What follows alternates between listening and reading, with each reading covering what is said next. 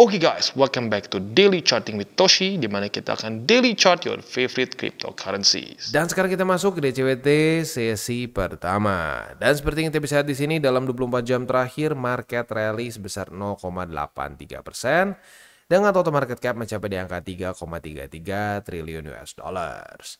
Nah, sebelum kita lanjut, seperti biasa ada pesan dari Sato. Cara termudah untuk mendukung TCI adalah dengan like our video. Ya, jadi buat lo yang merasa terbantu dengan video-video TCI, boleh pertimbangkan untuk like our video gitu ya. Oke, untuk BTC kita bisa di sini kemarin itu ini di weekly ya.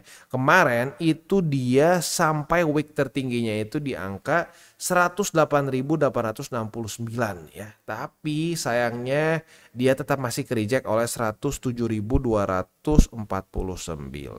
Dan sebenarnya hari ini sudah terjadi retest kedua juga, makanya ada posisi short di sini ya. Walaupun gua tadi bukannya market karena ya gua kemarin-kemarin kan ketinggalan tuh ya, jadi gua bangun sedikit lebih pagi. Ya oke ya. Jadi yang ngomongin soal posisi futures, jangan lupa Margex ini sekarang sedang ada trading competition. Ini cocoknya tentunya untuk yang intermediate sampai ke advance ya. Buat yang masih newbie, buat yang masih belum ngerti TA, belum ngerti fundamental, jangan dulu sentuh futures. Fokus dulu di spot, ngerti dulu ya. TA, ngerti dulu fundamental, ngerti jaga resikonya, nah baru boleh pelan-pelan ikut ya. Nah, untuk yang intermediate sampai advance, jangan lupa trading competition ini berlaku sampai tanggal 30 Juni dan price poolnya senilai 1000 USDT ya. Nah, jadi buat kalian tertarik silahkan bisa ikutan ya. Jadi itu aja sih ya, langsung aja kita balik lagi ke chart. Untuk BTC ya, overall walaupun dia daily close-nya tidak setinggi week-nya, ya sebenarnya nggak apa-apa ya. Kenapa? Karena gini, karena ya apapun itu dia berhasil mereclaim EMA20. Kita sudah bahas sebelumnya EMA20 dan 50 apabila dua-duanya dalam kondisi menjadi support ya. Harga running daily close-nya di atas dari EMA20 dan 50 di daily ya, it tends to be good ya, seperti yang kita bisa lihat di sini ya. Kayak waktu di masa-masa momentumnya kuat tuh ya, EMA20 dan 50 lagi jadi support begitu. Tapi saat BTC kehilangan EMA50 dan 20, nah seringkali terjadi pelemahan seperti yang kita bisa di sini nih. Ya, ini EMA50 20 jebol, apa yang terjadi? Lower low. Ya, di sini juga nih ya. 20 50 lanjut lagi turun ke bawah gitu. Tapi selama EMA20 dan 50 bertahan kuat, ya ujung-ujungnya apa? Kita bisa di sini ya. BTC cenderung kuat juga secara rally-nya begitu. Ya, jadi bisa dibilang main indicator untuk di daily itu ya adalah EMA20 dan 50 gitu. Apakah mereka kuat nggak nih bertahan sebagai support? Kalau kuat, kecenderungannya trennya akan ya kuat juga. Seperti di sini nih, lihat nih ya. Di 2023 ya, kita bisa lihat EMA20 berhasil nahan terus ya. Tapi saat kehilangan 50 dan 20, nah mulai pecah ya. Nah, jadi ya sekarang bagus nih dia berhasil reclaim gitu. Dan secara struktur juga Bitcoin berhasil membuat ya bukan lower high, sorry. Dia berhasil membuat suatu higher low begitu. Nah, aset yang membuat higher high dan higher low adalah aset apa? Yang bullish. Nah, higher low seperti ini seringkali akan mengundang apa? Seringkali akan mengundang higher high begitu. Jadi ya sudah, tinggal kita lihat saja apakah dia akan lanjut ya membuat higher high atau tidak. Karena ya at the end of the day ya kita pembuktiannya harus nanti saat dia sudah ya berlanjut ke atas begitu. Karena kalau kita nebak-nebak serem lah ya. Oke. Selanjutnya kita akan geser dulu ke weekly ya. Untuk ke weekly BTC sendiri ya masih di situ-situ aja sih ya. Tapi menurut gua oke kok. Lebih baik di situ-situ saja ya dibandingkan begini kan. Ya, dan ya itu tentunya kalau di konteks sekarang itu yang penting adalah BTC mempertahankan 100.000. Karena kalau BTC belum berhasil mempertahankan 100.000 ya bisa pengulangan seperti di Desember 2024 dan juga di Januari sampai Februari 2025 yang nggak terlalu bagus gitu jujurnya ya. So ya makanya harapan gue adalah PR terbesar dari BTC di daily dan di weekly adalah jangan sampai daily dan weekly close di bawah dari berapa? 100.000. Karena itu sekali lagi angka psikologis, sama kayak kenapa banyak supermarket, banyak orang-orang menjual barang tuh harganya 99.999 begitu. Supaya apa? Supaya masuk di alam bawah sadar kita sebagai ini 90 ribuan. Padahal enggak, itu sebenarnya 100.000 kan, cuma dikurangin 1 perak gitu kan. Tapi otak kita seringkali ya melihatnya seperti itu. Sama seperti BTC. Kalau BTC kasarnya tiba-tiba di bawah 100.000, 99.999 gitu misalkan ya. Nah, tapi di otak kita mikirnya, waduh BTC udah breakdown nih, udah di bawah 100.000. Padahal tipis, paling cuma berapa dolar gitu kan. Nah, itu efek yang sama yang berjalan di otak kita. Nah, makanya jangan sampai di bawah dari 100.000 gitu ya. Oke. Selanjutnya kita akan geser dulu ke news mungkin ya. Untuk news kita bisa di sini kondisinya bukan kondisinya, sorry ya. Untuk news ini mengenai Trump ya, di mana Trump baru saja mendapatkan approval oleh SEC untuk menggalang dana ya. Menggalang dana untuk apa nih? Untuk beli BTC ya. Jadi perusahaan dia yaitu Trump Media ya. Trump Media baru saja mengkonfirm sudah mengumpulkan capital untuk membeli BTC dan juga sudah mengantongi izin dari SEC ya. Nah, jadi approvalnya sudah diberikan oleh SEC dan dana yang akan dikucurkan untuk beli BTC untuk treasury mereka ya itu sebesar 2,3 miliar USD. Bukan rupiah ya, miliar USD. Wow ya. Dan caranya ini sangat terinspirasi dari MicroStrategy ya. Jadi basically si Bitcoin treasury plan mereka ini ya akan dibeli dengan cara resale of approximately 56 million shares ya. Jadi dia akan jual saham begitu ya. Dengan 29 notes si sharesnya ini tied ke convertible notes begitu. Nah, itu akhirnya mendapatkan 2,3 miliar USD dengan total kurang lebih 50 investor begitu ya. Overall kalau sebagai kita ya investor ya this is good news ya. Dengan seperti ini orang-orang mungkin akan lebih tertarik lagi untuk beli BTC gitu. Wah ya si Trump ngumpulin dana nih buat beli BTC gitu ya. Lebih banyak yang adopsi BTC untuk treasury mereka begitu. Tapi kalau dari sudut pandang gue pribadi dengan cara seperti ini sebenarnya ya ini kayak melanggar aturan pertama sih. Ya tapi baik lagi lah, setiap orang kan bisa beda-beda ya. Ya si Trump mungkin punya pemikirannya sendiri. Dan ya intinya saat kita membeli apapun ya, bukan cuma kripto ya, saat kita invest apapun tapi nggak pakai duit kita sendiri, itu udah serem begitu. Tapi baik lagi sih, ya nggak apa-apa. Yang penting dari perspektif kita sebagai investor ya happy-happy aja karena ya beritanya bikin mungkin orang semakin tertarik untuk beli BTC. Tapi kalau sudut pandang gue pribadi, dengan seperti ini walaupun bang ini beda bang, ini bukan minjem duit bang. Ya oke, bukan minjem duit tapi lu mengeluarkan shares dan lain-lain. Ya saat lu mengeluarkan shares, ya mereka pasti akan punya ekspektasi untuk cuan kan. Nah ya itu yang menurut gue berbahaya lah begitu. Jadi gini, boleh senang ngelihat ini, wah bagus nih, ini bisa jadi buying pressure. Tapi jangan sampai terinspirasi. Wah kalau gini caranya gue mau minjem dulu deh, mau minjol buat investasi gitu. Nah jangan seperti itu. Karena udah terlalu banyak lah kasusnya ya. Orang yang melanggar aturan pertama ya, yaitu pakai uang panas, ujung-ujungnya berantakan gitu ya. Oke. Next kita akan bahas untuk hari ini ada apa aja. Karena ini udah hari Selasa nih. Hari Selasa sampai Jumat kita akan padat dengan berbagai macam news-news penting ya. Untuk hari ini kita akan keluar retail sales dan core retail sales di jam 7:30 malam ya. Jadi buat lo yang punya posisi futures dekat-dekat 7:30 malam belum kena target TP, boleh pertimbangkan untuk tutup posisi ya buat lo yang konservatif. Buat lo yang agresif ya minimal pasang SL lah ya. Oke. Next kita akan lihat dulu DXY. DXY atau indeks dolar kemarin sempat melemah tapi cuma nge-week aja.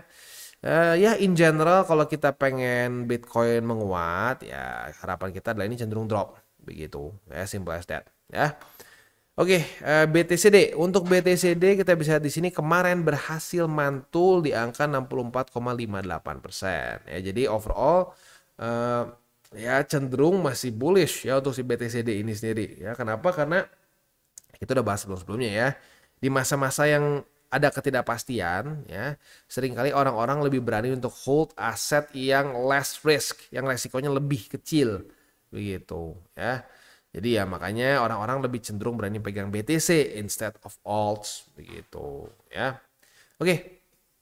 Kurang lebih seperti itu untuk makronya. Selanjutnya kita tinggal masuk ke buy limit. Tetapi sebelum kita masuk ke buy limit, seperti biasa gue akan disclaimer dulu bahwa semua konten dari TCI bukanlah financial advice. Ini semua bentuknya adalah edukasi ya. Lalu gimana cara untuk mendukung TCI? Ada banyak caranya. Lu bisa like our video, bisa share our video, atau juga bisa menggunakan link referral kita di bawah. Dan sekarang kita akan dengar dulu pesan-pesan dari sponsor kita pada hari ini. Oke, today's video is brought to you by Margex. Dan Margex ini adalah suatu platform yang fokusnya lebih ke trading futures ya. Nah, yang menarik dari Margex, makanya sekarang sedang ada event trading competition dengan price pool sebesar 1000 USDT dan setiap ada 1 juta USD dalam bentuk trades akan add 100 USD lagi ya. Ini berlangsung dari tanggal 25 Mei sampai tanggal 30 Juni. Jadi masih ada waktu yang cukup panjang ya. Nah, untuk event ini sendiri ya, quite simple ya, kita tinggal buka a single trade ya dari $10 sampai 100 USD ya. Nah, di situ lo akan eligible untuk mendapatkan reward. Nah, ini untuk top 20 user. Jadi ya lagi-lagi ya, siapa yang paling tinggi maka dia akan menang gitu. Jadi untuk trading competition sekali lagi 1000 USD dalam bentuk price pool dan juga setiap kali ada tambahan volume sebesar 1 juta USD akan ada tambahan 100 USD lagi ya. Berlangsung dari tanggal 25 Mei sampai tanggal 30 Juni.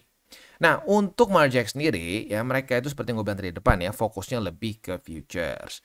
Nah, di sini walaupun ya fokusnya ke futures, bisa juga convert lah. Untuk convertnya ini, lo bisa convert ke beberapa major cryptocurrencies ya, kayak contoh lo mau beli dari USD, misalkan mau ke mana? Ke BTC gitu. Nah, lo bisa beli gitu ya, ke beberapa major cryptocurrency bisa ya.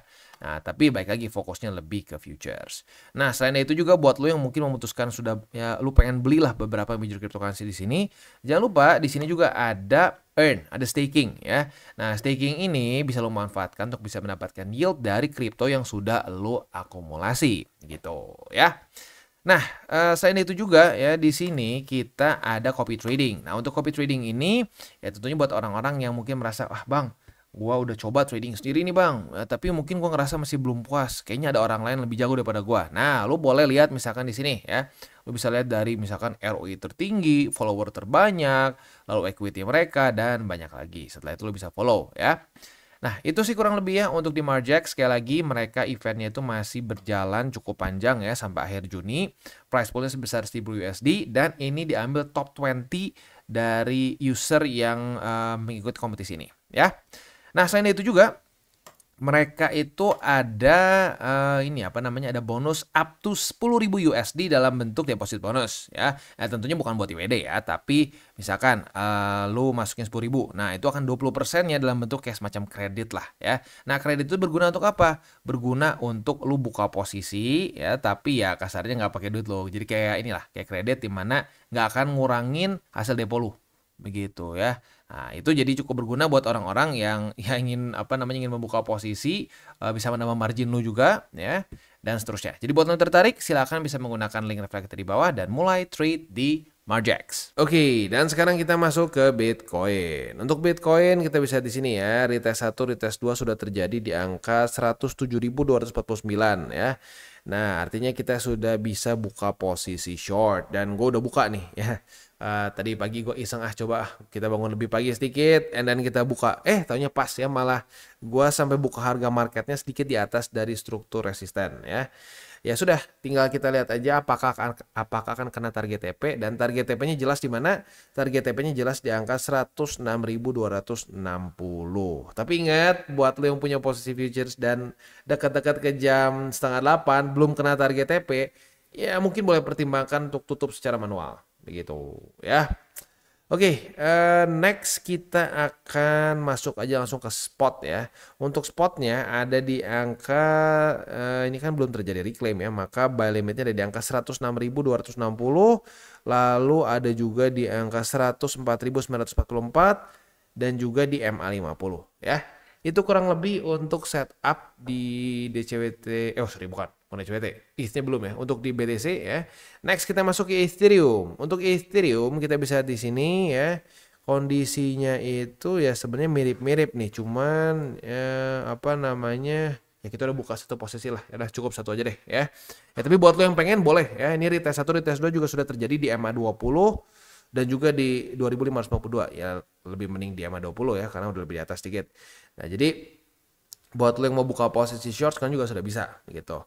Nah, posisi short di sini boleh pertimbangkan target TP-nya ada beberapa nih ya. Kalau lo mau lebih konservatif mungkin boleh pertimbangkan di sini di angka 2491 ya. Kalau lebih agresif di angka 2464 gitu ya. Untuk posisi spotnya ada di angka 2000 di 2464, MA50 dan 2363 ya. Itu kurang lebih untuk setup di DCWT sesi pertama ini. Nah, sebelum kita tutup DCWT sesi pertama ini ya, ada wejangan tipis-tipis ya, wejangan tipis-tipis untuk ini sih mungkin lebih ke para newbies ya. Untuk para newbies ya sebenarnya bukan ini ya, gua ngelihatnya bukan cuma di komen sih, gua ngeliat in general orang-orang mulai bang ini intinya mau kemana sih market kok kayak di sini-sini aja. Dan sekali lagi gua ngerti sentimennya kenapa banyak orang bang kayak nggak kemana-mana bang. Ya memang kita bisa sendiri di sini ya, 2 minggu terakhir itu flat, extremely flat begitu ya. Jadi mulai di sini stop di sini, mulai di sini stop di sini ya, walaupun adalah gejolaknya sedikit, tapi ya secara pergerakan besarnya belum ada gitu kan. Nah, tapi ya baik lagi, memang market itu banyaknya boring ya. Ya banyaknya boring, serius. Ya bukan yang exciting gitu. Kayak begini tuh nggak terlalu sering. Nih lihat ya, kita bandingin ya. Masa-masa boring. Ini boring nggak? Boring lah, udah boring dikasih ini lagi, dikasih kejutan sama si Trump akhirnya ya. Ini berapa lama? Lama ini ya. Coba kita cek lagi mundur ya. Di sini nih, wah masa-masa exciting. Bandingin. Ini masa-masa exciting sama masa-masa membosankan, lebih banyakan mana? Lebih banyakan membosankan. Dan ini terus, lu bisa lihat terus ke belakang ya. Lihat, rally, terus sideways. Ya ini sidewaysnya orang mikir, emang itu berapa lama sih bang? Nih, kita cek ya berapa lama nih. Kita cek berapa lama. Nih masa-masa yang kayaknya oke deh bang, gak terlalu lama. Nih, lihat. 2 bulan, gitu. 2 bulan, sideways ya. Udah gitu, wah asik, rally ya. Udah gitu, nih kita dikasih sideways cenderung bearish berapa lama nih? Ya. Kita dikasih 231 hari. Wah, boring market. Udah kalau boring gua keluar. Nah, orang yang berpikir kalau boring gua keluar, lu kebayang gak sih yang di sini ya? Yang mungkin udah beli awalnya di sini, cuman boring lah, nggak jelas nih market ya. Udah deh, gue jual. Ternyata naik.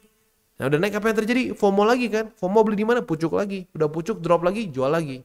Gitu kan?